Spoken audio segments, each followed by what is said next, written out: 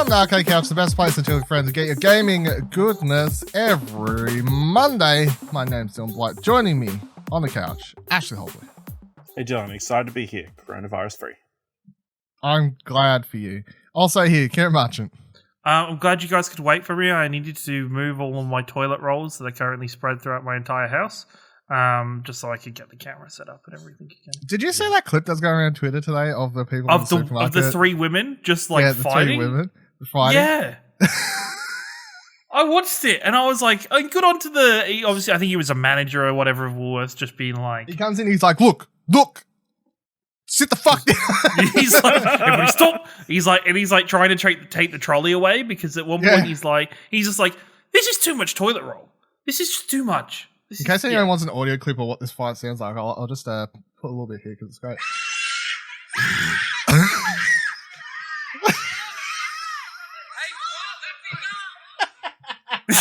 Australia!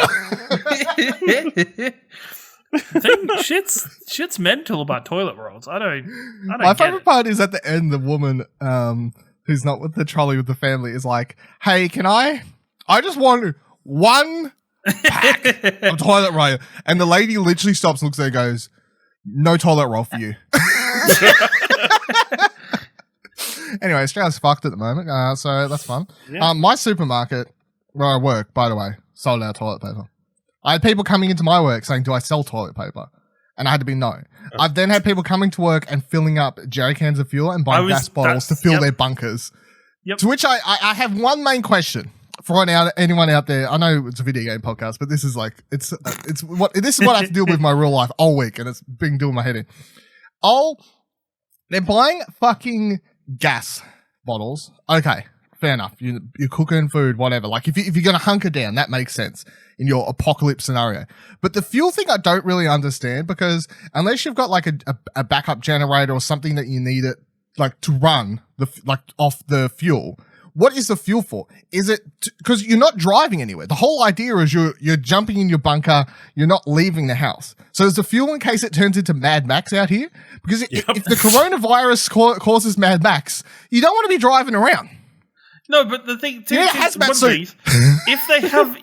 they do have a bunker, they most likely have a petrol-powered generator, which is that's the only exception I can make. That's probably the that's a pretty big exception. Yeah. Or they have big brains, and they're like, man, fuel is going to be a hot commodity in the post-apocalyptic world. Yeah. I'm loading up on it now, so I become like a billionaire. Or whatever, like the equivalent is in the apocalyptic world, yeah. Yeah, just being like a petrol tycoon, yeah. So I got sick of people asking for toilet paper and stuff to the point that the last person that had asked me yesterday come in like, "Do you sell toilet paper?" And I just said, "I'll sell you one of my rolls for $500." And then just said it's so bizarre that it's toilet rolls. Let's not. Yeah, I'm not going to go to it. It's just toilet rolls, man. But. I mean, it's just stores. If you go online, I'm sure you can buy toilet paper just fine. No, it's sold out on Amazon as well. Really? Yeah. Well, then we're all fucked. Because I was recording with Nick the other day, and he's like, was talking about it, and he's like, we're going off the rails, but fuck it. He was like, he's like, we was talking about the corona thing and the toilet paper. Because if for some reason you listen to this, I assume everyone listens to this is a show. But if you are American or whatever, toilet paper has become a hot commodity in Australia in the crisis times.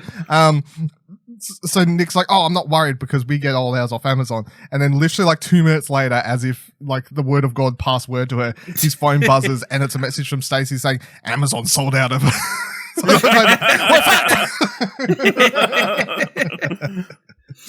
I'm sure like Coles online or Woolworths online, just get it backed up. Hey, if you don't have to pick it up straight away, just when it's back in stock.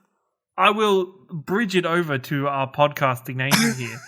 Toilet paper providers and manufacturers are on serious crunch time right now. Yes. Like there's some serious crunch going on in the toilet paper industry. It's ridiculous. Exactly. Got people working 24 hours for this shit? People don't think about how this affects people. Where are the people complaining about crunch time in the toilet paper industry? Here on Arcade Couch, number one podcast to hear about crunch time in Australia, and not only the video game industry and the technology industry, but also the toilet industry and the Australian consumer industry, of which 2 out of 3 of us work customer service. Kira's like, I work customer service. Not really. It's not really the same. No, actually, true story. My hospital that I work for, the CEO sent an email out yesterday that toilet paper usage and face mask usage has gone up by 40% across the hospital. So clearly people are stealing.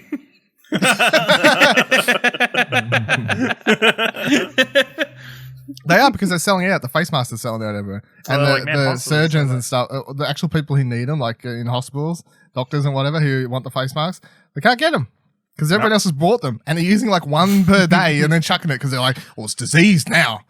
Pours the gasoline on it that they got from my fucking petrol station, burns it. Let's get to the show. Today on Arcade Couch, the Australia's our Explosion video game podcast, the number one coronavirus network podcast on the internet. Yeah. Without the coronavirus network, what? Sure, let's make it. Our first look at Riot's competitive first-person shooter. E3 is probably done for, so we're going to be talking about coronavirus in a second anyway. Ubisoft's plans to rework Ghost Recon and more. But first, let's talk about this mystery Star Wars game. So, in a weird sort of thing, IGN writes, Star Wars Project Maverick has seemingly leaked on the European PlayStation Network and appears to be an unannounced game. Posted by Twitterbot PSN releases and posted on Reset Era by user SoulSonic, it appears a listing was created for the game on the European PSN backend with a logo image attached below. While that listing won't appear on the public store, its details can be scraped from services like this bot, with hidden listings have also recently out the likes of Resident Evil 3 ahead of its official announcement. We've never heard of a Project Maverick before, and it appears this is an early listing for a completely unannounced project. The presence of a tiny group of X-Wings flying towards a Star Destroyer in the logo image has led some speculate this is a dogfighting game in the vein of classic X-Wing or Rogue Squadron games. So yeah, you got to obviously base everything on the image here. It's a bit. I have a lot of questions, namely, if they're putting it if they put the game into the back end, right? It then kind of leads credence to because when they announced Resident Evil 3, for example, another one of these things that kind of crept in the back end, that was in the back end a couple weeks prior to the announcement or whatever, and then when they announced it was there so they could be pre-order now, it's live. Pre-orders are up, go for gold, here's everything, so that sort of thing. So if this is in, I guess it's the same sort of thing, but I'm when are they announcing randomly a Star Wars game? Because if it's in here now, you're kind of going to presume that someone's talking about it somewhere soon, or else why is it in here ahead of E3, which is never going to happen, so and you would think it's even too early for Star Wars Day. Mm-hmm. It's 2 months too early for Star Wars Day. May the 4th. Oh yeah, so it's March. It's March, Ashley. We've got another 2 months till then. You sure we can't march towards the Imperial Force? I don't know. You spent too much time. It's Imperial March time. Please stop. Yeah. So what do we think this is? It's image is this red planet thing. I guess you could chuck out and say it's it's probably a new planet. There's no way you're gonna have a Star Destroyer fighting X-Wings on fucking I'm mental blanking on the planet. Vader's planet. Fucking fake Star Wars fan over here. Mustafar. Mustafar, thank you. It could be Dathomir. It could be Dathomir. That's not completely out of it. But yeah, do you reckon Maverick obviously makes it sound like if it's called Project Maverick and that's the code name for it, that implies a Top Gun type thing, obviously. Yeah, so then the idea of it being a X-Wingy type game is a thing. Do you reckon that's what it is, or do you reckon it's a bait and switch? What do we think of the image? Any ideas?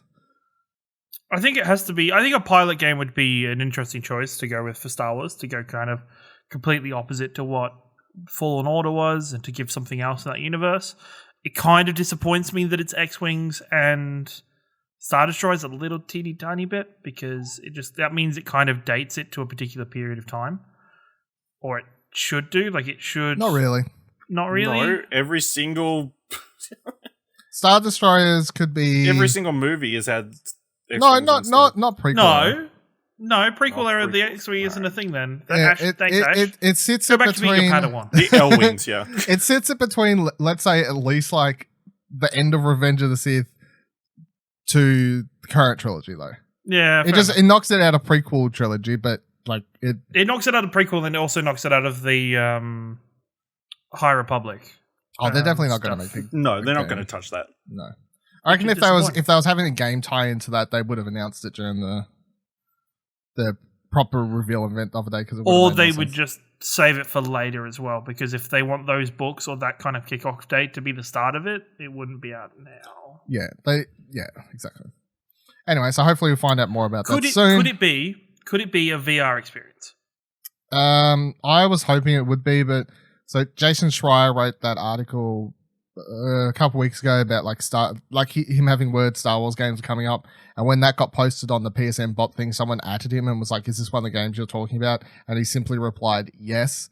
However, both those games he was talking about in that article, he thought neither were VR. So, but either way, apparently it's one of the games that Schreier knows something about. But he's just playing very coy, just being like, "Yes, it is a game. It is a game. That's a thing." Yeah. But yeah, I fully expect it to be like a dogfighting flight sim. I mean, if it's just a logo, it could still be planes of all different eras, which would make sense, I guess. Maybe with the multiplayer element, you unlock different planes, whatever, or spaceships, I guess would be the better term. Getting all these all these planes. Stop, Ash. Just stop. It's okay, buddy. It's fine. You've tried. The audience at home know what you were trying to go for. I'm just having trouble with all these metal flying things all the time. Several weeks in a row, you're just fucking shitting on Nick's hobbies. Fuck planes. No, I think it'd be cool. I mean, you could, have different battles. I guess you could have the fight from the start of The Last Jedi as a thing you play through. I assume it'll be. Is it going to have a single player campaign, or is it just going to be, in your mind, is it just multiplayer? If it is a dogfighting game, would it be interesting if it was a Poe Dameron? That's what I'm thinking. Yeah, yeah, Poe Dameron would be cool. If they make a Poe Dameron game, I'm fucking. I'll be pretty in for that. Play the Poe Dameron campaign. Yeah, I'm down for that. I'm down for a multiplayer component. I'll take both. Why not both? Yeah, as the kids. Listen, dogfighting battle royale. That's what we're asking for. No, we're not. We're not. Are we though? No, we're not. Okay. Press start writes, Melbourne's largest gaming and esports venue, Fortress, is opening next week with prizes and special events. Fortress Australia, which is the largest video game and esports venue in the Southern Hemisphere, is officially opening on March 13th. And Melbourne's Emporium space spans 2,700 square meters across 2 floors and houses e-gaming PCs, console gaming suites, dedicated stream pods, RPG and tabletop gameplay area, function rooms, restaurant, 2 bars, and 200-seat purpose-built esports arena with production facilities. The special launch day event will take place on Friday, March 13th. Will feature Steph Hex Bendixson. The first 100 visitors will receive a Fortress gift card worth $30 and 10 Imperium dollar gift card. There'll also be an all-day 20% discount on merch. You'll be able to visit the space between 4 p.m. and game for free on high-end Alienware PCs. So that's when it's opening. I feel like, honestly, I don't remember the exact episode when we talked about they're beginning construction on this, and remember was talking about that video. It was at PAX. It was shortly after PAX, because remember I found that video they posted on their Twitter where it had a CGI layout of this is what it's going to look for, and I was like, they apparently had a booth at PAX, but I did not see this video here. So sometime between October that wasn't and now, the first time. What? That wasn't the first time we saw it though. That was the first time I remember seeing it. No, I believe we talked about it prior. That might have been when they started construction and took up the space. Yeah, possibly. Either way, it's. When did I return from my sabbatical? It was September, so sometime since September. Was it though? Yeah, okay. Yeah, that sounds about right. Well, I was on the show then, so yeah. So either way, I feel like when we was originally talking about it, it was all maybe mid next year kind of thing it'll get done, and I kept being well, the way they're talking about it, it seems like they're going to try and get this thing going faster than we can all kind of talk about it. And they have. So it's now going to be up and running starting from next week. When are you going to Melbourne next year? I don't know. I thought, no, probably in a couple of weeks' time to go to the footy, so 2 weeks. Something to do after that? Maybe. Go check it out. Do a special arcade couch Do a report. fucking special infiltration, the explosion that like infiltrates. Was Fortress worth it? I like this. Okay. But if you're in Melbourne, or you're traveling to Melbourne, I guess, don't forget the Fortress Melbourne now, so go check that out. Seems like fun. I like the idea of it, and I'm hoping it pans out well, and I don't hear about everything breaking or something horrible on opening day, because that would not be good, but otherwise that sounds good. I know they had a bunch of people, streamers and influencers or whatever there for a special day the other day to check it out and help promote it and stuff, so hopefully it turns out well. That was all in the restaurant. They have pictures here like of the restaurant, and the restaurant doesn't even like. I'm glad that they've made it look. It's here in the bottom of this post. It's like the devil is in the detail when you're creating a tavern that looks like it was plucked straight out of a D&D campaign. And the restaurant part side of it, they didn't go like, oh, let's put fucking like neon lights everywhere and it's like gaming. No, they're like it's we'll go for something else, which I appreciate. They're not like going full fucking. Yeah, they're not going nuts with it. Yeah. There's a bit of class to the whole operation. Yes. I can appreciate it. Yeah. Shame they didn't do it this weekend when they had Supernova in Melbourne this week. So that would have been a good time to launch. That would have been a weird... that would have been probably pretty full on for them, though. Like, just start off with a bang. Just go start off with a bang. Just go. Just run around with... It's like opening PAX weekend. Just get many nerds in there as possible. No, that sounds... Cram them in. How many coronaviruses do you want? Jesus I was going to say, that sounds like a breeding ground for infection. Listen. The most important thing we need to find out, what is the lighting situation in the bathrooms? That's true. I'm sure someone will Tweet tell us. at Explosion Pod. We do like to know. Kieran, that is the number one reason you're going to be sent to the Fortress too. to go take pictures in the bathroom. Yeah. Both sets. Both. Ash is so pleased with what he just said. That was one of those things he's like, it's so not funny. All right, talking about esports stuff, let's talk about Riot's games, giving our first look at Valorant. Is it? You said that's how you say it, right? Or Valorant? Valorant. So they put out a gameplay preview video, right? Mm-hmm. Now, I watched it, and we'll talk about that in a second. They did put out two. There is a second one somewhere as well. Was there? Okay, well, I only watched the one the second one. I only watched the one that Ash put in his news post for the week. ExplosionNetwork.com. He did his fucking quota. Quota was filled. Yep, quota for the week, yeah. On the website, they write, tactical shooter meets hypernatural powers, which is a weird one. Everyone's got guns and a unique set of abilities, so how do you beat someone with the speed of wind? Use your moves to outplay them and beat them to the shot. Valorant is a game for bold strategists who dare to make the unexpected play, because if it wins, it works. So, and then they gave a bunch of derpy stats that I know got some YouTubers I was watching do videos about it were quite impressed. 128 tick servers. 30 frames per second on most min-spec computers. 60 at least on everyone else. 144 frames. Servers in every country in the world. Low MS pings. Oh, shit's going off. Let's talk about the gameplay. So, to me, very obviously looks like Counter-Strike when they start.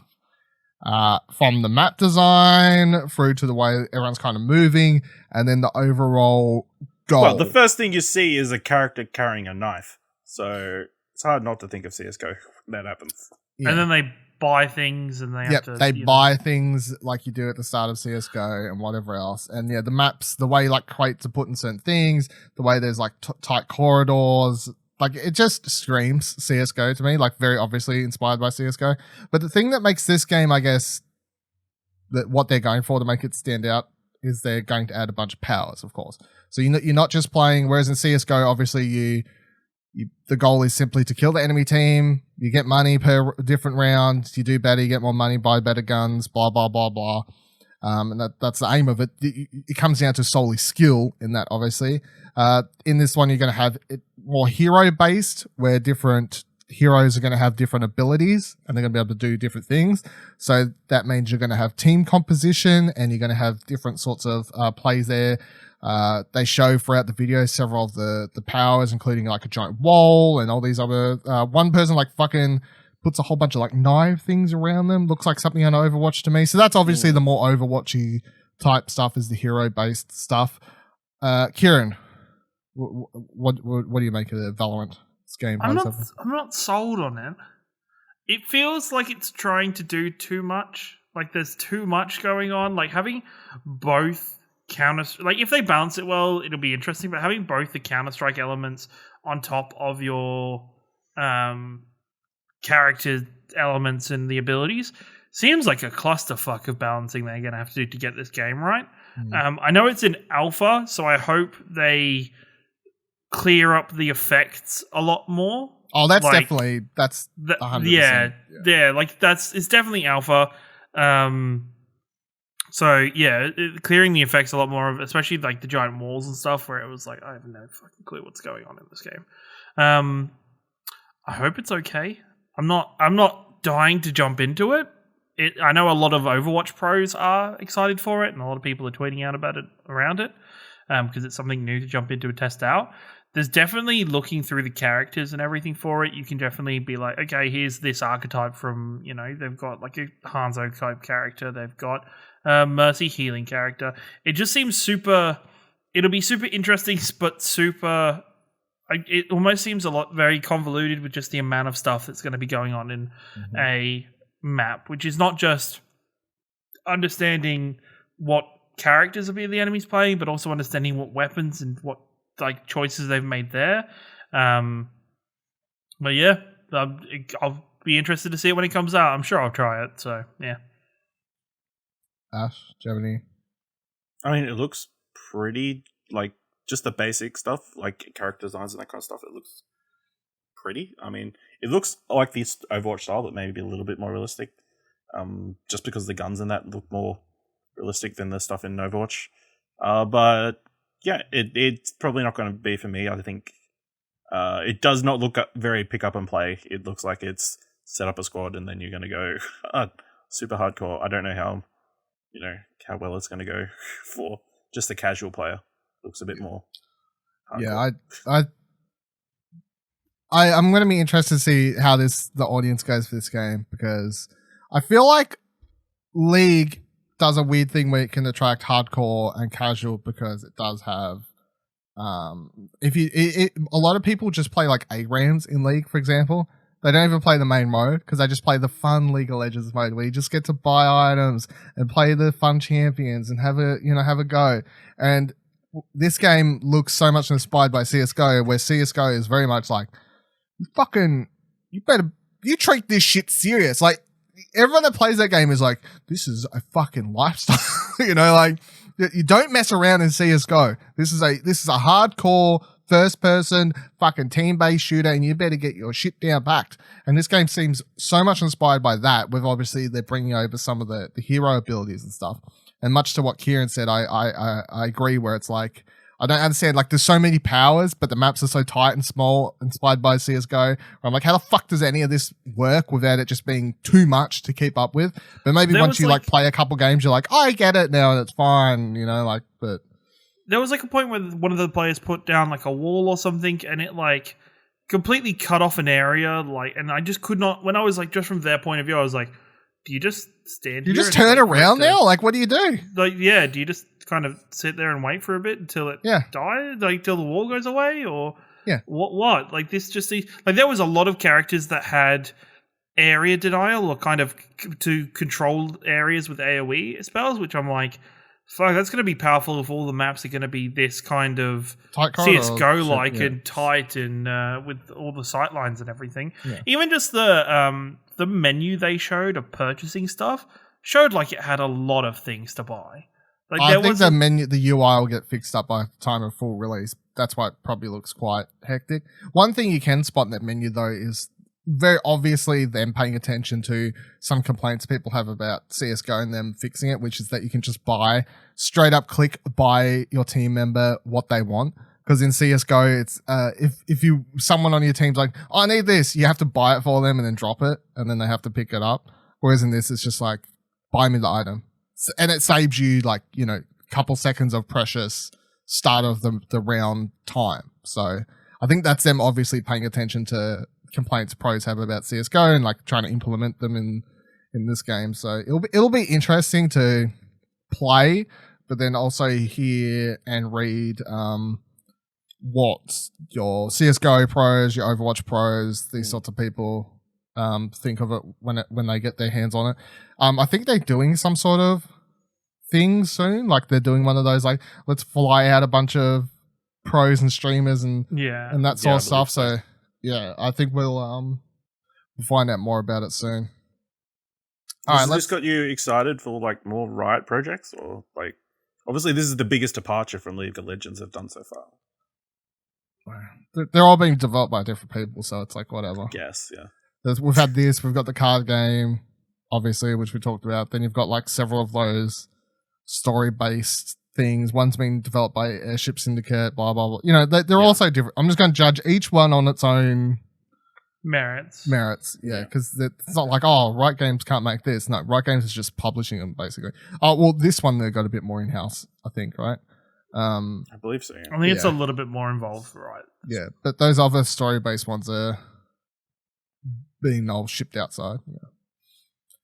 Yeah. Let's talk there. So back to coronavirus. Bungie offices shut down due to coronavirus fears, Riot's Dual Shockers.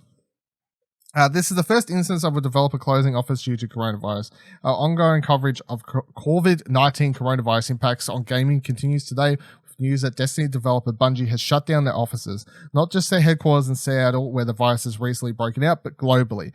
Announced through a blog post on Bungie's site, the company is reacting to the spread of the virus through a, quote, fully remote work infrastructure. The goal of this plan is to simply keep Bungie employees away from their offices. Very few details are being offered on this plan. However, it is made clear that work will still get done, saying, quote, while health and safety are our top priority, we also recognize the importance of maintaining the continuity of our regular Bungie business operations and have rapidly built a remote work infrastructure to best support this. So I think this is great, but also to tie it into two other points from a couple weeks ago where everyone shit on Sony so much for pulling out of look, if this isn't just me trying to stick up for Sony because like I'm a PlayStation fanboy. I just feel if it was any company, I feel like I'd come banging onto this because I'm like, I feel like they got the shit given to them because they were the first to kind of try and react accordingly and like try and like preemptively like put plans into motion to try and be a bit safer. And now that we're a couple of weeks later and stuff's still just getting cancelled everywhere and whatever else, now everyone's like, well, yeah, okay, maybe we chill the fuck out. It was like, well, I think Sony was just ahead of they were just preemptively trying to be a lot safer. And everyone, like they have been this life cycle, they were ahead of the competition. Damn right. Oh, yeah. Damn right. Mm-hmm. Yeah.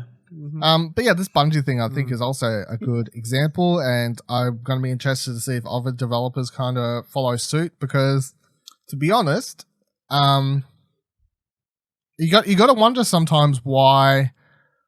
I understand it'll affect it may affect some of their development stuff slightly because you can't coordinate at as well a pace, outside of office structure. It's just someone next to you being like this, because you can pass back and forth in real time type thing. But like it's everyone can still work at home, like it's a type of job where you can just coordinate globally. A lot of indie developers literally have their teams and they just coordinate globally or like across the country or whatever, and they make their games that way. They don't have a fucking office, So I understand how working in an office is better. Yes, I understand that. However, I don't think being like, oh, they're all staying at home. Now everyone's going to start freaking out that Bungie fucking Destiny 2 events are going to get like postponed and cancelled and whatever else. I'm going to say I really don't think so. I think it's going to be perfectly fine and everyone needs to calm down. And I think it's thumbs up for Bungie to to doing this. Now, I'm going to wonder to see if any more developers in the same sort of areas are like, you know what? Do the same. Do the same. Everyone stay home. The world is ending. Get your toilet paper. Make sure you got your fuel. I mean, that's the real reason. Bungie just was trying to save money on toilet paper. Everybody's stealing it from work, So if they don't come into work, can't steal the toilet paper. The heads of Bungie are just sat in the offices on their thrones made out of toilet papers right now, just lording over the people. Maybe I'm sure there's some stuff you can't get done from home that you would in an office. Like whether it's just pure computing power or rendering and that kind of stuff. But you would presume that they would then empower their people to be able to do that. And also, you can remotely access PCs. That's true. You don't actually have to be physically sat down next to them. Xbox, whatever it's called, and PS5 dev kits. Dev kits? Are they going to go home with them and work? Possibly. The people who need them could possibly take them. Are you trying to imply that but then they have to go to the office. Dangerous. Are you implying that the most work that Bungie has to do at the moment is work on a port for Destiny 2? Probably. No, they're concentrating on content and updates and patches and whatever else. You think there's not going to need to be that much? They won't need to do that much to port. Or whatever their next project is. It's backwards compatible. It's fine. It's all good. Not according to last week. Recent episodes of this show where you said what things. What was that, Ashley? No, go on.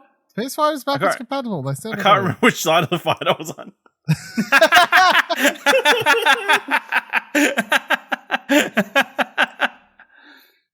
You're just trying to start fights now and remember which side you was on. Jesus Christ. I'm pretty sure I was on the positive. They're not going to bother because they're backwards compatible. No. But you two were on the...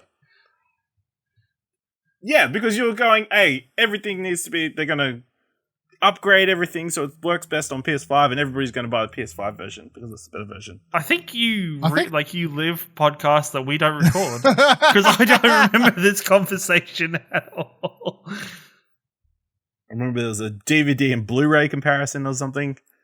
Anyway, moving on. Sure. Let us do that. Thank you for your permission. Kotaku writes, Ubisoft is massively reworking Ghost Recon Breakpoint. An extreme case of eating crow, which I've never heard that saying before. Does anyone know what the... Yeah. No? I don't know that is a means. saying. Is it? I've never heard it in my life. What does it mean?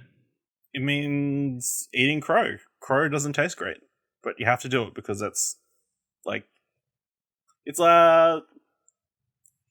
like, say, wiping your butt with your hand because you've got no toilet paper left. It's a last resort. You know? So you're saying it's like saying in an extreme case of eating shit. You say when there's no other options, you're going to eat crow. Is that I guess. Right? Let's look it up. Let's look it up. Let's look it up. What does eating crow mean? That's totally a saying. I don't know what it means, eh?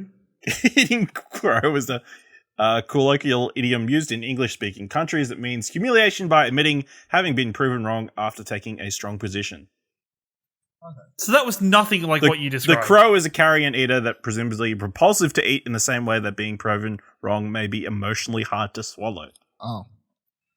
I gotta be honest, I've never heard that saying in my life. I've never heard that saying, and we should not get Ashley to explain. Who wrote this Kotaku story? Stephen Totillo himself. Radio. Well, continuing. In an extreme case of eating crow, which you all know what it means now, as you'll see from a big game publisher, Ubisoft said today that they're cancelling Ghost Recon Breakpoint's planned second raid, reducing its aggravating always online requirement, and will soon release an update that lets players deactivate its despised loot system. It's all in service of trying to salvage a game that has had a disastrous first 5 months. Ubisoft is highlighting today's news with a focus on the new immersive mode, an optional way of experiencing Breakpoint to which players will be able to switch on the fly. This mode is tantamount to to an admission that the most significant change Ubisoft added to the traditional tactile and self-focused franchise of Breakpoint was bad. At launch, players who ventured across Breakpoint's vast and violent island landscape found that the guns and armor they picked up after defeating enemies all had stats that contributed to an overall gear score number, which needed to be raised so players could take on tougher missions and enemies. This meant players were constantly ditching and replacing their weapons, having to play the game as if they were playing Diablo or Destiny. In a nod toward Ghost Recon's traditional focus on rewarding tactile skill over stat grinding, players who use immersive mode will be able to pick up a weapon and find it viable throughout their time playing the game. In this mode, gear score is gone. Players who use this mode will also be able to customize settings for the character's stamina and health, clear clutter from the game's head-up display, and even determine whether getting shot always causes severe injury. Immersive mode is the headliner for Ubisoft's big Breakpoint overhaul, which is slated for March 24th. But this is just one of several dramatic changes that are coming about as Ubisoft rips up its roadmap. So originally they had like all these fucking raids play. Originally, looking at the roadmap, it literally just looked like a division spin-off roadmap type thing. It's always confused me how they have at the moment, how they have like Ghost Recon and Division being side by side, because it's like they look like the same game. Aren't you guys the same thing now? Like, don't you guys do the same thing? Shouldn't Ghost Recon, shouldn't you be more maybe single player based with maybe a more enriched story and character driven story that's more about tactile espionage than actual... Well, I don't need to go that far. Here's the main difference, them changing and adding this immersive mode, is how the game should be, because that's what people like about the game. And I don't mind it being the online shared Division stuff. You just have to get rid of the RPG stuff to keep it Ghost Recon. Because for people who don't understand, the reason this was pissing people off, because I played the beta, and although apart from some beta-ish bugs, which I was willing to forgive, number one thing that was like, well, this is a bit weird, is that it did just feel like the Division. Because even though I did play the Ghost Recon prior to that, I have played ones back on previous consoles, right? And the thing is, creep up on a base, get a headshot on someone, you should just shoot them in a Ghost Recon game in the head, and they should just die. However, in this game, you shoot them in the head, they may die, but it says, you did 747 damage, critical hit, all that sort of stuff. People are like, it's Ghost Recon. I should just be able to play the entire game with a fucking pistol and no armor if I'm that good. If you're that good, you should just be able to headshot, and you can play the game that way. But that's not how they wanted the game to be played. That's the problem with it being an online multiplayer game, though, is that they wanted some way to balance it and make it fair across all players. Why? Just make the AI harder. But it isn't. But then if you're just worried about AI and what the players are doing, just make it, don't make it an online thing. Make it all be playable in co-op. Yeah, make it make it all be playable in co-op, sure. Don't make it like a multiplayer, like a mass multiplayer online game. Don't do that. There's no... Yeah, I'm fine with that. That's what I was trying to say. You guys you've got Division for that. Go let people play Division if they want that. I'm not against them pushing it as you're right. There is a definite difference between pushing the game as we want most people to play this game in co-op with free friends, compared to you're always online and random people drop into your game. Yeah, there is a difference there. But we get so used to that that even I'm like, what's the difference? No, wait, there is a difference. Exactly. That's the thing where it's Ubisoft, it gets a sense to me that Ubisoft has just seen how successful the Division was and gone, we'll just do that to Ghost Recon as well. Forever. Let's just do that. Let's do that to them as well, and just have that a little bit different. And it's no, you guys don't need to do that. If people wanted Division, they'd play Division. Exactly. Let Ghost Recon be its own thing, which is sometimes it's very hard for, especially throughout the years, for these Tom Clancy games to differentiate themselves across the board, because they're all kind of very gritty and real, and they're kind of very similar in the world in terms of what they're about. So let them have their own game styles and let them have... Well, they kind of have now. Other than Ghost Recon, that's the only franchise that doesn't have its own flavor, I guess. Because Division, but at the minute, all they've got in the Tom Clancy section really is Division and Ghost Recon and Rainbow Six Siege. That's true. It's arguably true. Most impressive game. Siege. I don't know why I just don't include Siege when I think about it. Fair enough. Because it came out carry on with your lives. 4 years ago or something. Also, I bring up Siege is a good point because I think it's a weird narrative to be like, Ubisoft always fixes their shit games and not be like, well, why are they always having to fix their shit games? Like, I understand that it's like everyone loves Rainbow Six now, Siege, right? But everyone hated it at launch. And that was like a success story. And at the time, that was a great success story. But if every other game they put out after then is a similar story, and you got to start wondering, like, you aren't learning. Like, you should be at one stage here, one of these games should just come out the gate right, you know? Division 2 wasn't bad. Division 2 came out good. Yeah, I would say Division 2 is like middle ground. That they changed some things as the game went that people complained about and so on and so forth. But that was also the second one, and the first one had a lot of complaints. So I feel like they at least took on the stuff from the first one and then implemented it for the second one. But yeah, it's like, oh, Rainbow Six, they fixed that. Oh, Division, they fixed it in the sequel. Isn't it great how Ghost Recon Breakpoint, they're now 5 months later deciding to fix it? It's like, yes, but also no, because why'd they do it in the first place? You know, like, it's not a pat them on the back scenario kind of thing. It's one of those where it's like, stern nod. You're making the right decision, but I hope you learnt not to do this next time. Not like, good job. I feel like there's great job for fixing it. Yeah, great job for fixing. It's like if you stole something and then took it back and put it back to where you stole it from, and the person who you stole it from was like, great job, let me reward you for bringing it back. Yeah, thanks for bringing back the thing you stole. Yeah, it would be weird. Like, I hope that they fix it, right? So March 24th, it's still a couple weeks away from finding out if the fans are all happy with this when it drops. If fucking free time frees up, I may even want to check it out. If you're not playing this game. I may dive in if they put it up for like $20. You're not playing this game, mate. No way you're going to have time to play this game. When are you going to have time to play this? I know there's a period there's like 2 days between Final Fantasy and August. Like August, maybe? Yeah. Well, if it's fixed and there's a free period and it's like cheap one day, it's the kind of thing I could see myself diving in for like a weekend. Listen. I don't believe you're going to do it. There's a chance all the games that we think are going to come out are going to get delayed again. Whether it's because of marketing, manufacturing, coronavirus, anything. They could all just get pushed back even more. But for me, it's not going to get... And then here's a game that you can already buy that you can play. Manufacturing shouldn't affect me because you don't need to manufacture everything in a digital world.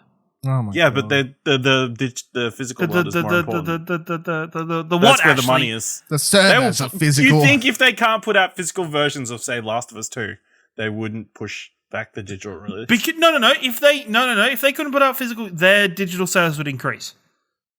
I agree. Yeah, but telling me... No, Ash, you're telling me... I'm saying they wouldn't release it if they couldn't put out physical versions at the same time. No, they would release it. Hell yeah, they would. No. They definitely would. 100%. No. They would still release it because if you had the ability to buy it digitally and you had the choice of you can either wait for the physical version or play it digitally right now, you're playing it digitally right there. No, they're going to they'd push both back. No. Just so you can have that awesome day one. No way. We sold a gazillion copies day one. No way. No way. They'll just be like, buy that shit digitally. Give us more money. Yeah, buy that shit digitally or wait. Because either way, PlayStation would sit back and be like, oh, this coronavirus is great. This is great. Because you know what? No. You fuckers are going to buy it either way. It's not like you're going to be like, oh, because you've done this, I'm not going to play this game either time. This ain't James Bond. They don't need a cinema to put The Last of Us out in. That's true. But it's not going to... No. That's what you want. I'm saying Sony would push it back. You are ill-advised in this matter. You're saying it's what we want. You want that to be true because you like being right. I think that's true as well. Check out our Twitter poll, the vote. What, you doing a poll for this now, are you? Sure, why not? But make sure you do it. I swear half the stuff on here, you're like, check out the poll. They don't go up. I need support, guys. I'm chucking up a poll. Write the fucking poll now as I read the next news story. Get results by the end of this episode. IGN writes. Look at him going. IGN writes Death Stranding PC release announced Half-Life crossover content included. Head crabs are invading Death Stranding. So Death Stranding is officially headed to PC on June 2nd via both Steam and the Epic Games Store, and it will have Half-Life crossover content. Kojima Productions and 505 Games revealing new features such as a photo mode, higher frame rate caps, ultra-wide support. As for the Half-Life crossover, we can see it teased in the trailer. Sam Porter Bridges gets a Valve logo, like ponytail, is wearing the tech-covered gloves we've seen from Half-Life Alyx, and is seen styling a headcrab hat. Those might even be some Gordon Freeman glasses he's rocking too. It's not clear how you'll get them in the game, however. Anyone who pre-orders Death Stranding on PC will get a chiral gold and omni reflector cap, sunglasses, gold and silver speed skeleton, and gold and silver armor plate. However, old PC purchasers will also get the following: selections from the Art of Death Stranding digital art book, Death Stranding original score, Lude and Mars sunglasses, gold and silver power skeleton, gold and silver ultra skeleton, gold and silver armor plate level 2. And also, I think most importantly, is you're presumably going to get the best looking version of the game. Not to say that it looked bad, because it does look quite good on PS5. But I'm going to presume that if this has been properly, and this is the thing I'm most interested in, and this is also on Platt last week or this week, I can't remember, where it was talking about the rumor of Horizon Zero Dawn coming to PC. The thing of all these games coming to PC that interests me the most is how much they've done to truly turn them into a quote-unquote PC game. Like, can I go into Death Stranding and are they just going to be like, yeah, like the high setting just makes it look as good as a PS4 Pro? Or are they like, no, we've like upped it so you can, like, we've increased everything. You know, we're going to have an ultra setting. We're going to have fucking, like, how many PC, you know what I'm saying? Like, how many PC settings are going to be included in the game? Because sometimes you boot up a game that's a shit port, like a console to PC port, and you know how there's like 3 options? It's like, resolution, vertical, VSync, you know, like there's like 3 things. Whereas a proper PC game, obviously you've got fucking... Where you just like, I want to fucking remap every single keybind. Yeah. I want to choose the exact like graphical like difference between shading on the game. I want to like all that stuff. So I'm intrigued to how much PCE that this release will be, because I think that may speak to somewhat to what a potential Horizon thing may or may not look like. I think if you have an ultra wide screen, that this game will look amazing to play on an ultra wide screen. I don't know how much difference a high frame rate is going to make. Like, I don't think you particularly need it. It's a fucking, most of the game you're walking. Like, oh man, at 60 frames per second, I could react so much faster when I wanted to come to a stop. Yes, cannot wait. It's gonna react so much better at 144 frames. You know, it's gotta go. Looks so smooth. I would be keen to jump into it on PC solely for the photo mode, though. That's the one that I'm hoping that also gets patched into the PS4 release, though, because I think that was definitely something that was missing from the game, was a photo mode. Because as cool as it was in the main release to go up to the mirror and you could like take screenshots there of non-readers pulling funny faces, not being able to like have a photo mode as you're walking up a hill and get these massive, beautiful shots as you're walking up the snow-covered side and whatever else, dragging a bunch of items.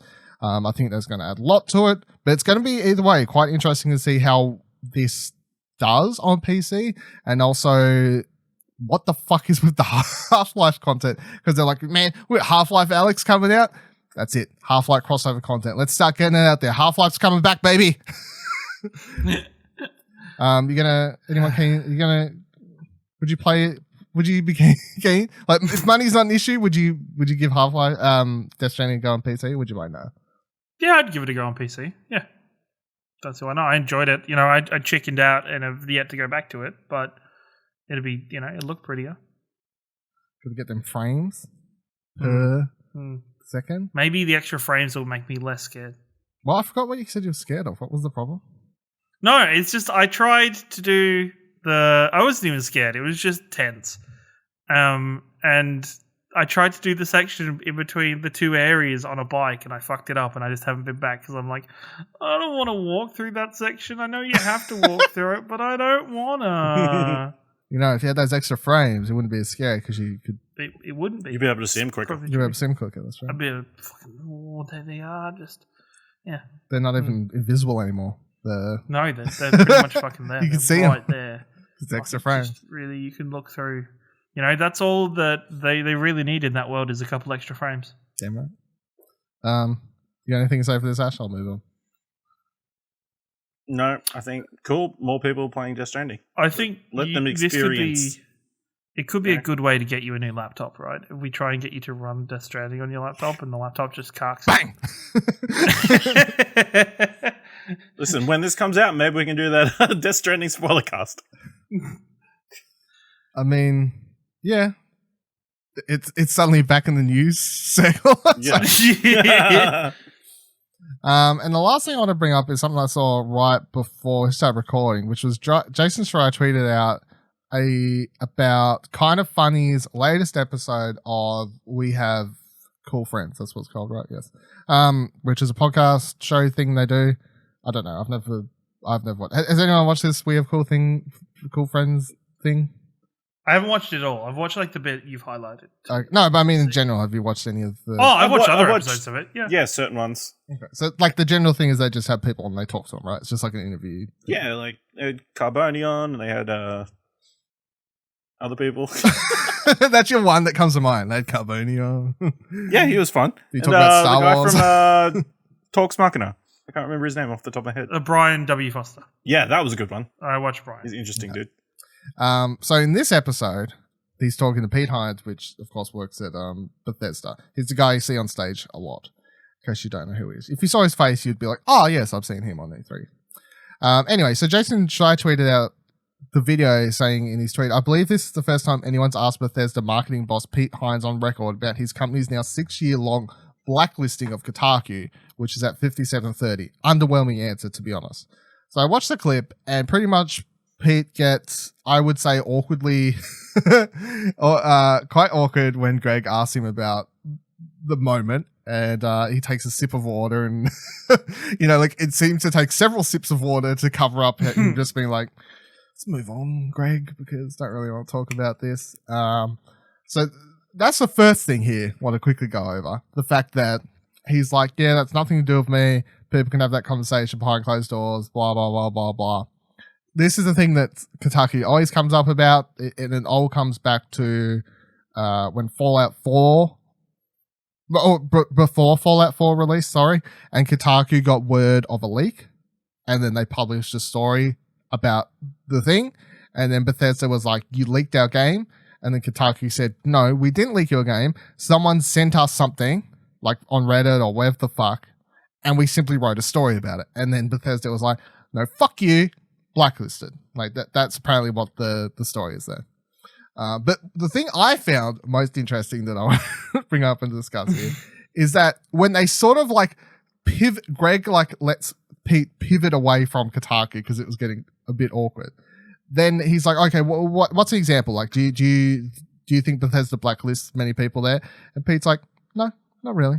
And then his example he gives is that he's like, oh, but let's say an outlet is giving all of our first-person shooters like 7.5s all the time, 7.5s. We may message that outlet and be like, hey, why are you having the guy who hates first-person shooters review the first-person shooters?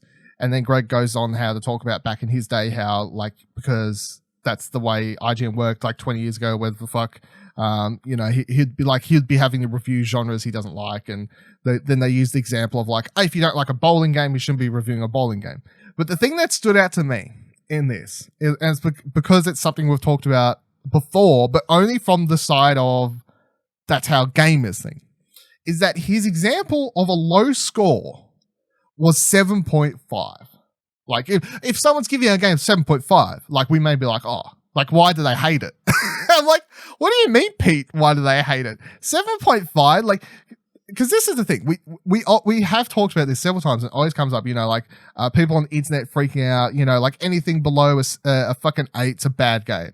You know, like that's what people seem to act like on the internet, which I always thought was the narrative only given by like gamers on the internet freaking out, like anything below an 8's bad. But now I've got old PD Hines over here, apparently on the same fucking wavelength. And I guess I can understand it to some degree, where he's like, oh, if everyone gives his game 7.5, it gets a 75 Metacritic, and 75 on Metacritic means it's like, yeah, it's okay. You know what I mean? But like in general, a 7.5 from most video game outlets is going to mean it's good, getting close to being great, but it's not quite there. You know, like I feel like that's what the 7.5 is. And if that's how his company views 7.5, I have a lot of questions about what they expect most scores to be. Like if the video game companies are expecting games to be scored at an 8 or above, and anything below is unacceptable, that's a kind of weird world we're living in. Well, it's more for them. That's what they expect. No developer is going to create their game thinking this is a 7.5 game. No. If anybody is, you are in the wrong business. You should be aiming for your game. No, you should. Everyone should make anything and expect it. Everyone should aim for 10s. Everybody should aim for 10. So for him to say that, I do understand the point of view where it's like, oh, it's not good to have a 7.5, or it's for them as a company, they don't see a 7.5 as a good thing, as a solid thing. They want better. But as you know, as we've had discussions recently, it's also on the side of video game media where there is a lot of 8s and above for games, whereas the scoring for reviews is very top heavy.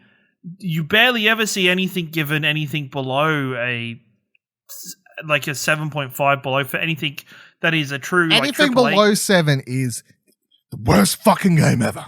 Is worst game ever now. So really, we have like a 3-point scale technically. Yeah. You're wanting to be somewhere between 7 and 10, and that's understandable for 7.5 to them not be a good score in the eyes of the developers, because in video games media, you have to point out that, you know, a lot of, up until very recently, where the average age of video game players is now going up and getting there and being in that, you know, early 20s to late 30s kind of bracket now, you get to a point where your readers are very, like, video game, like, people reading and consuming these articles are very impressionable.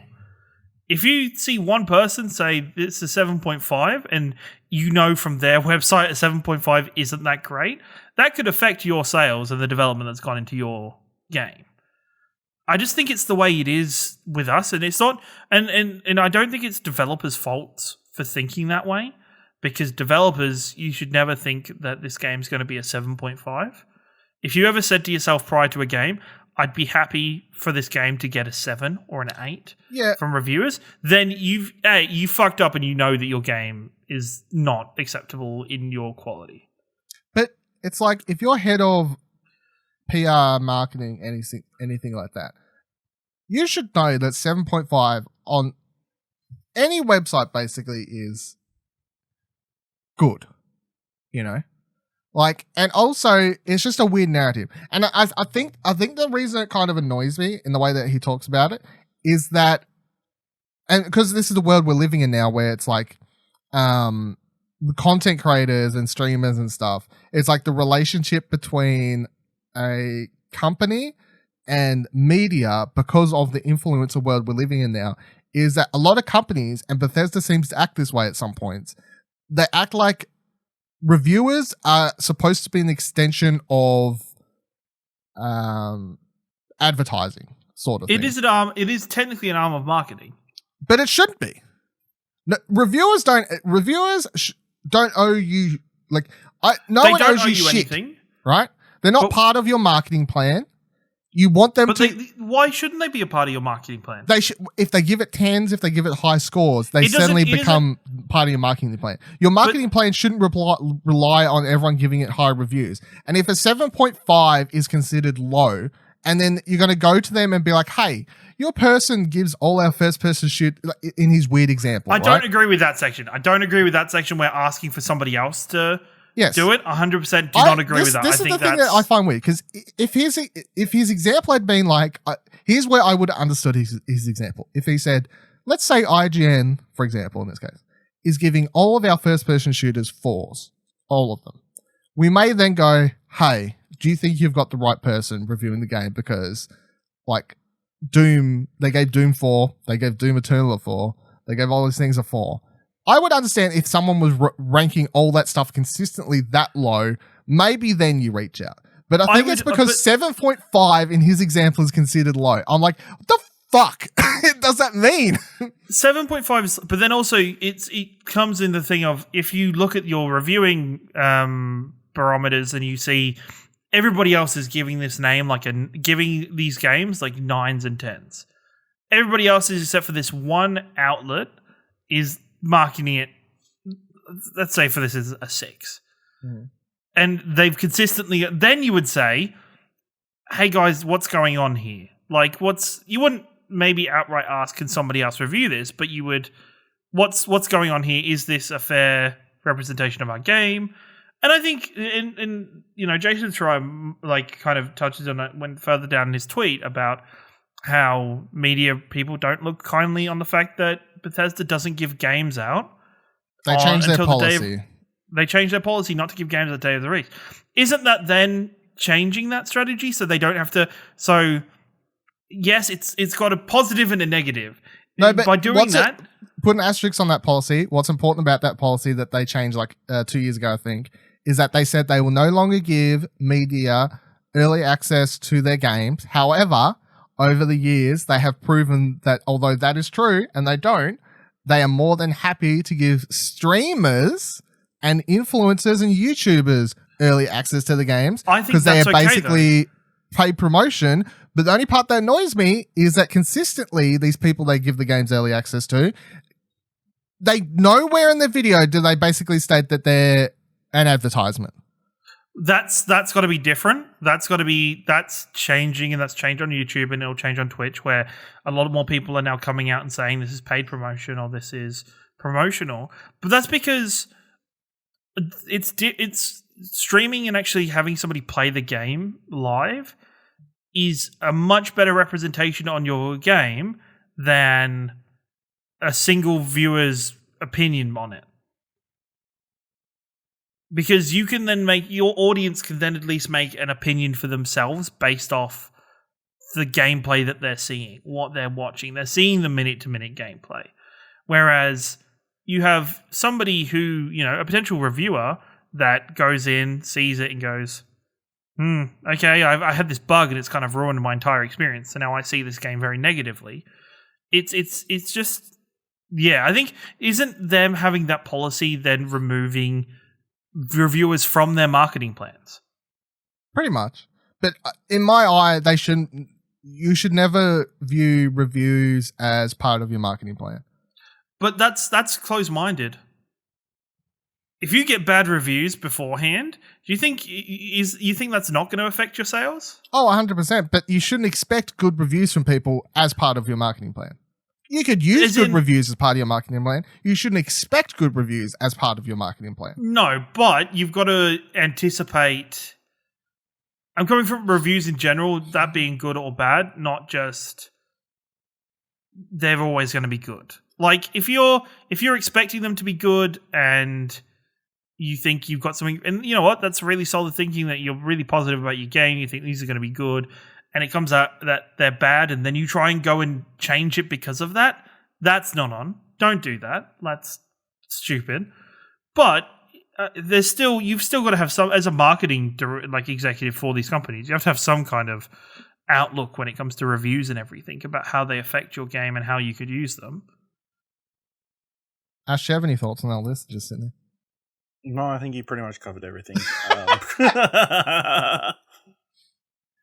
I mean, it's interesting that they say 7.5 is not a great score. I think that might also be like a bonuses thing, because obviously they give bonuses depending on the score of certain Some games. companies if do. Someone is constantly bringing the score down. I would find it very weird for a game company to contact a site and say, "Hey, we don't want this reviewer reviewing our game." I think that would be. Don't you think? I think there would be. I think that is something that would have been in the wider knowledge of the internet if that was the thing that happened frequently. But I also think sometimes there would be exceptions to that. Whereas if somebody is tweeting out or regularly in the public eye is very negative about your game, very negative about you as a company, and you know that company is going to give that person, you find out that person is going to get the review code, you know that's not going to be a fair judgment of your game. I say, yeah, that's true. I say, like, if in this weird example they're like, hey, this person's always reviewing bad, could you potentially look at it? I think if you word it that way, like, could you look into it, just make sure you've got the right person, like not being like, change the fucking rules. Exactly. Because if you look at any other industry, there are plenty reviewers out there for like movies, for example, who I see consistently the same reviewers hate certain directors' movies, right? They will go, they'll watch the Tarantino movie and they're like, it's shit, it's bloody, it's gory, I hate it. Every single one. Yet they're still at the fucking Sundance film premiere, right? They're not like, hey, you hate all of Tarantino's movies, you are no longer allowed to attend Tarantino's movies. That doesn't happen. I feel this is my thing, I feel like, because obviously I pay attention to more than just the games industry, right? And I feel like games industry at the moment, it has a weird thing at the moment where the review aspect and whatever and relationship to the company that makes the thing is just quite odd. And I don't think it happens in any other medium. There's not a movie equivalent of movie studios putting out stuff and expecting great reviews, really. Well, there's no streamer equivalent in any other market. No. So they don't have any alternative. I think the thing is, the other difference is that video games and the video games media at the moment is in a very different position compared to where movies are. Video games is going through its, you would say, adolescent years in a period of time that has the internet, that has fucking mass, has streamers, has like mass availability of their games, which is very different from when movies were going through this same kind of renaissance for themselves. Oh, yes, but I mean, if anyone can find a story, I guess my main thing is like, if anyone can find a story of a movie or TV reviewer or food reviewer. Food review is actually a really good example because food reviews has been around longer than movie reviews, I think, right? If you kind of go back through the ages. I would assume so. Yeah, I would assume so. Back in the day, when they're doing the first chicken over a fire, someone was writing down on a stone tablet. This is shit. But like food critics have always known to be very tough, right? It's a very serious sort of thing. And some food critics will consistently write bad things about certain restaurants, but those restaurants will try to win them over eventually. They're not like, fuck you, you're banned, or we're not inviting you back to our restaurant to try a new food. They want to. We know, Dylan. We all watch Chef. That's actually a good example. Hey, yeah, if you've seen Chef, like think about the opening of that movie. I guess that's a good way to look at it. But yeah, like actually, the whole arc of the movie. Pretty much, yeah. And so it's like food criticism, movie criticism. I just feel like all of it's quite weird, and games criticism and the way the relationship between that and everything else. It's just quite interesting. And the idea that 7.5 at a company could be viewed as bad to me is kind of fucking insane. And I feel like that's the kind of thing that if people hear at big outlets from IGN down to small outlets like the fucking Explosion Network, right? That's the kind of thing if people hear, they're like, oh, 7.5 is bad to company. I better make sure I start reviewing all everyone's games at least 7.5 or above so I don't piss people off. Like, I don't want people getting scared of reviewing stuff below a score because they're afraid of upsetting companies. That's not the way criticism should work. That's not the way it should work. You're not attacking people. You're not attacking companies. If you think a fucking thing's a 5, you give it a 5. If you think it's a fucking 3, you give it a 3. If you think it's a 10, you give it a 10. That's how it's supposed to work. It's a fucking 10-point scale. If you're on a 5-point scale, you work off the 5-point scale. You shouldn't be afraid to give shit 1 out of 5 if you think it's bad. I really get scared of our future and people being like, oh, I better not review thing low because I don't want to upset the company. I don't like that future. Them, it scares not me. Even, but then at the same time, it is media company. I think it's both sides' fault though, because then you get media outlets going, I'm going to rate this a 9 or a 10 so that my media outlet gets in a trailer. So that my media outlet gets favorably looked at by that company. Where you look at it and you go... That's why I gave 10. That's exactly the reason. You didn't love that game at all. You were like, I'm giving it a 10 so we can end up in a PlayStation trailer. But you need to... It's a thing where there's articles you read and you kind of go... You read the article makes you think of a certain number... And then you see the score, and the score is 2 points higher than it read to be. Like this person was very lukewarm on it throughout the article, but they give it an 8.5 or a 9. And you were like, "What the fuck?" Here's a great example of that.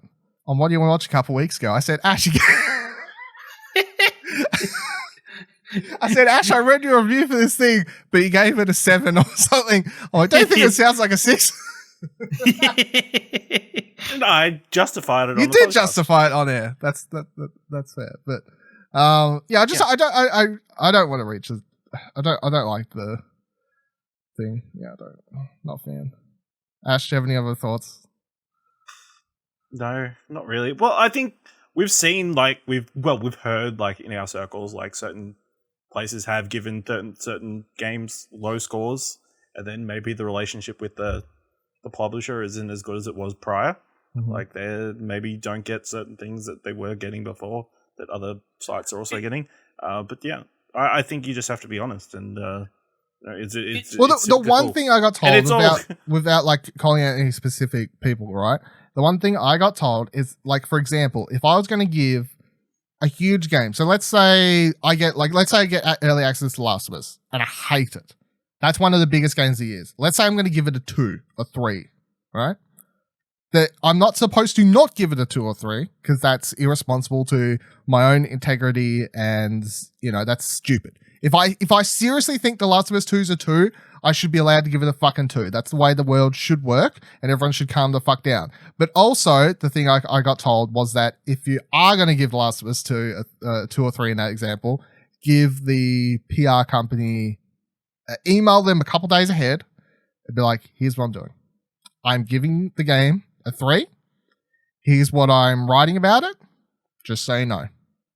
Not so they can be like, we'll change it, but just so they have a heads up and they don't wake up at 6 a.m. day of the embargo and they've got fucking the PlayStation ringing down the PR place's neck going, why the fuck has this place given it a 3? Did you know about this? Blah, blah, blah. Because then they could be like, yes, I did know. They let us know ahead of time. You just kind of play. That's what I got told. Anyway.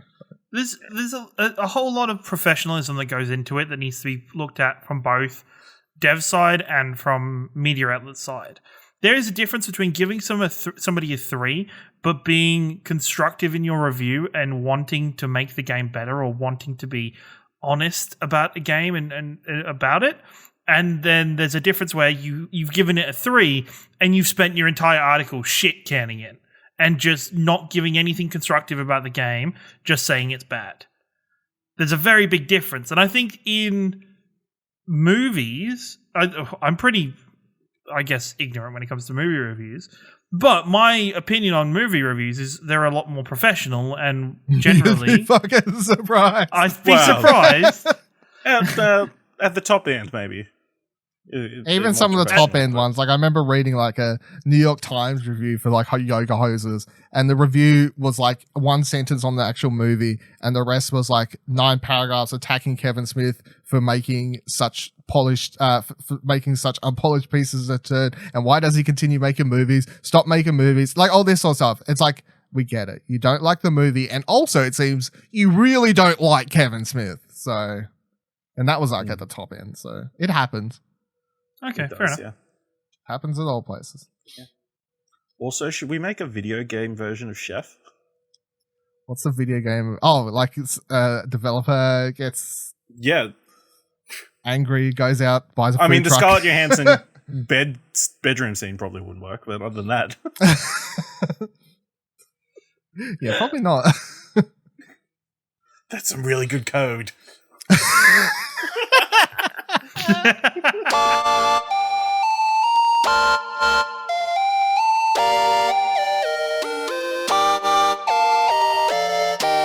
Let's talk a little bit about E3 then, and because Rip. I feel like we talk about it this week, and then if they cancel it, like officially announce they're canceling it, like by the time we talk about it next week, I can just like quickly offhand mention it. And we won't really need to discuss it.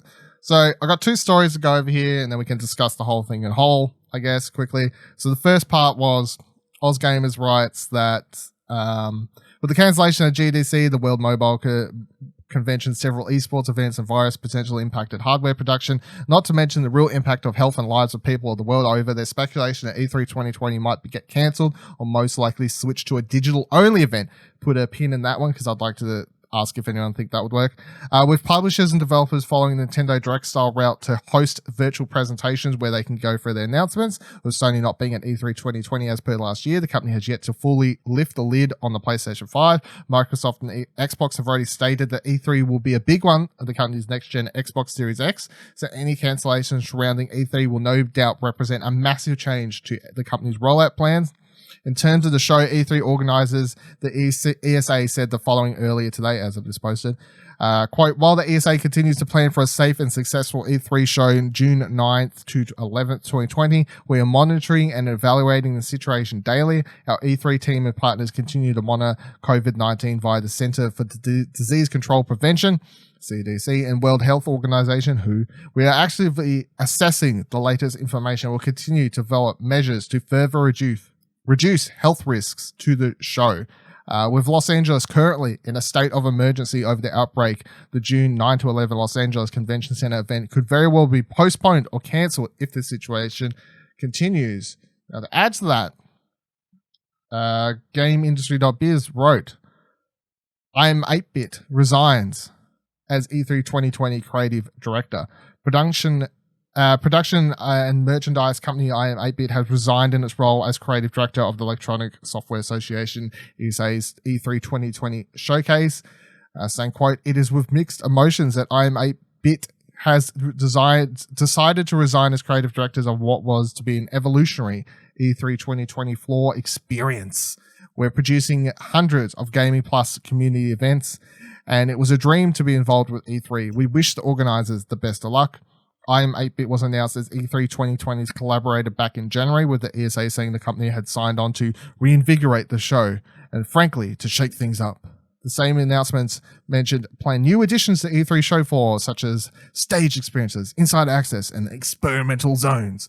More details as to what they would have not been revealed. So, all in all, what's happening is that ESA themselves are apparently monitoring the situation. The people that were going to be planning and running their show floor, which was their big pool for this year, because of course, PlayStation, Activision, whoever else, all these places are cancelled, and ESA's big saving grace was, no worries, everyone. We've got fucking streamers that will come shake your hands in lines to play games. That was their big thing. You. They'll hug you. Yeah. That's streamers from all over the world will touch you.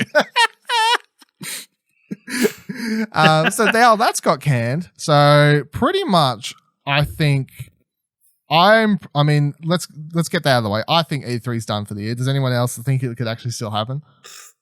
Unless they provide a miracle cure in the next month, I think unlikely. And they need to call it early, I think.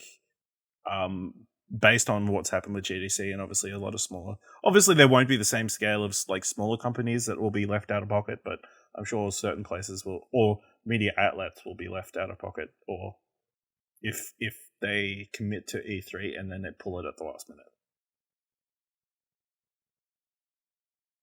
I think this will be the death of E3.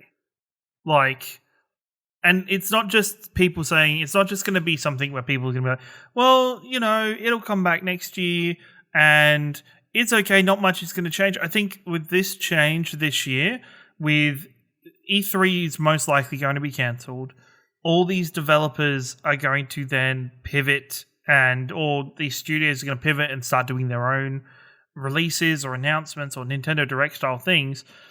I think it then kind of puts them to a point where they're like, well, we could just change how we run everything, because for the consumer, for the basic consumer, not that much changes. It's still pretty much the same thing. For the media, I think it sends almost shockwaves throughout the media, because then it's going to change how media outlets and the developers connect and view content now. I think there'll be more media representatives visiting content and developers kind of more in person throughout time. Because E3 is not only a chance for us to have all these reveals and have these events and everything, it's also an opportunity for media people to sit down with representatives of each country, play a game, get a private demo, go through stuff with them, have an interview with them, have more discussion, connect with each other.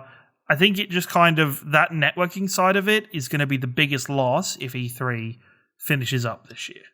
Yes, I agree. This, as to us, consumers, whoever, not being able to go there, play the games, it's an annoyance, but not, I don't think that big of a deal when they will find other ways to do stuff.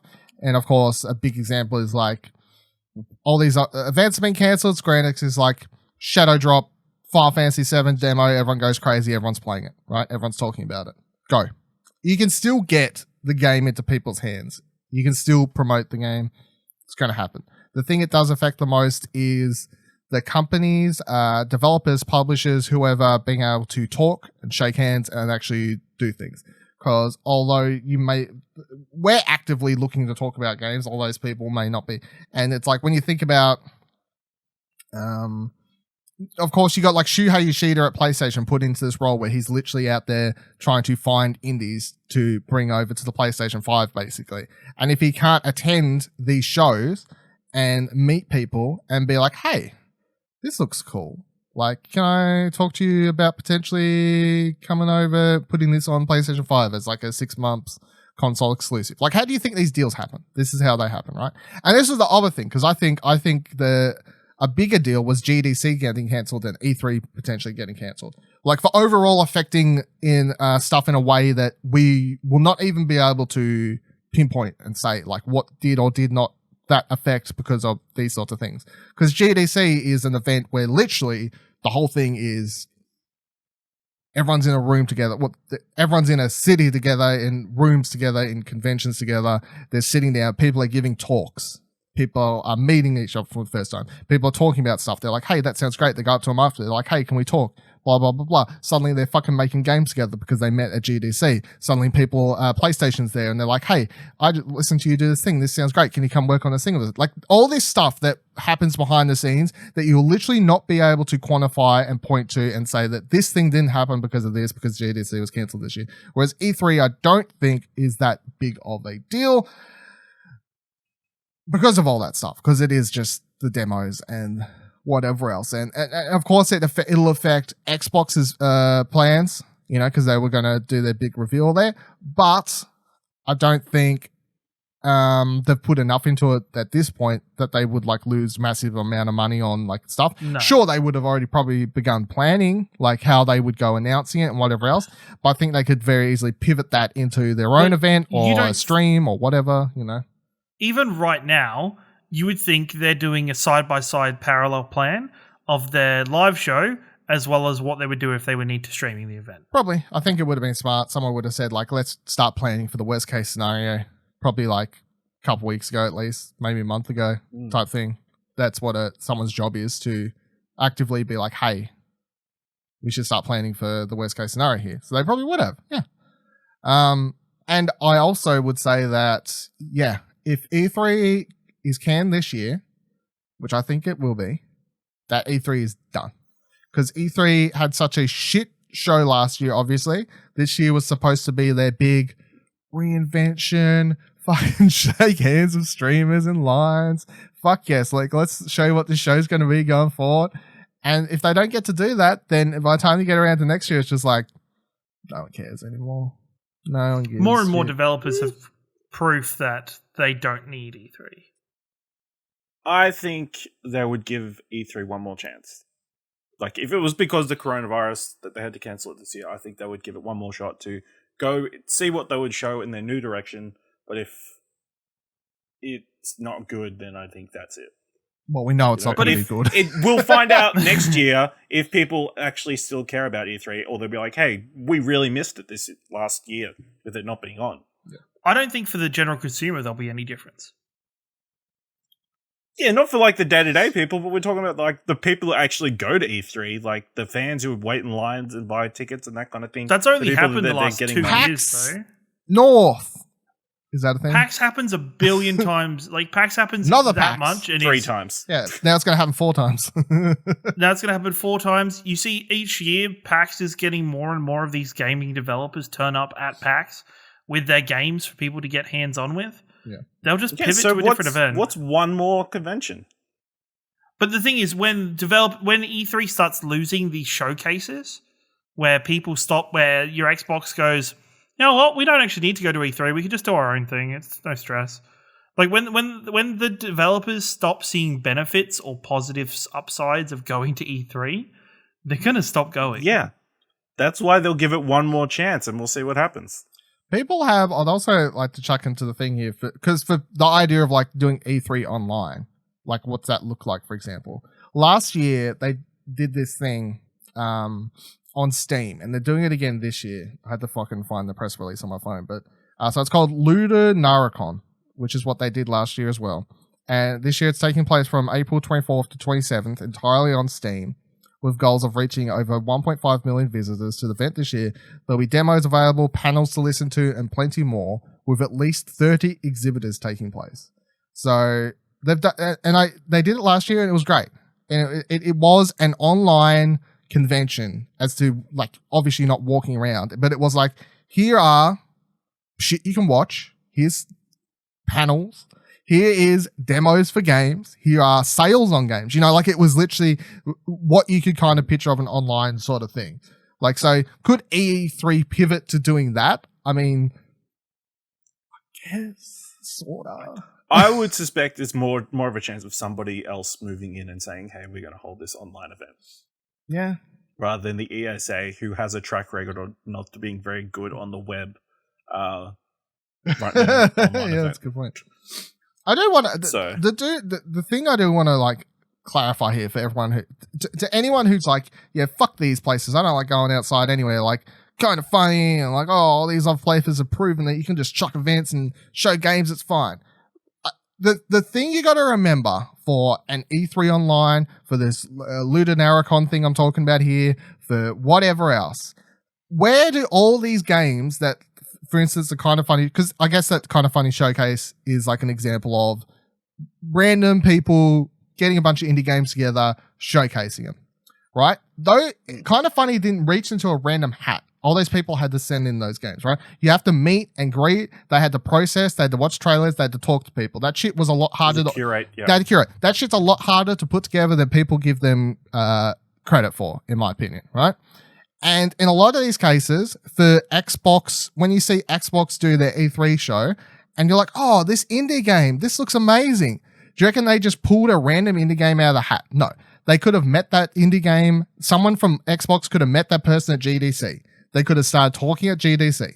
Then they start organizing, and then it comes around to E3, and the next second they're showcasing the game, right? So my point is if you delete all of the live meet and greet events, that all the stuff people are accustomed to thinking just magically happens, doesn't happen, because you could be like, yeah, but like they put their trailer on Twitter. Okay, so is the Xbox executives just going to randomly see it on Twitter? I'm like, yes, they could, but that's not really the way it's not the way it works the best.